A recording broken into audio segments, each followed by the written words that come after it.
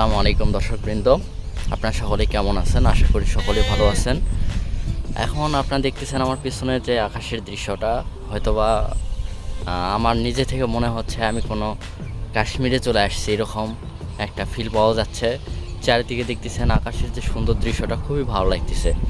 আর এই ভালো লাগাটা আপনাদের মাঝে শেয়ার করবো আমি জাহাঙ্গীর।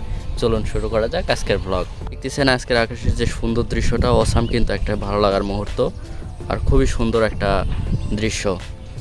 খুব একটা নীল আকাশ এবং মেঘালো, সাদা মেঘালো আকাশ, খুব ভালো লাগার মুহূর্ত।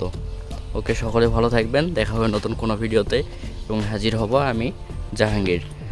ওকে, আল্লাহ হাফেজ।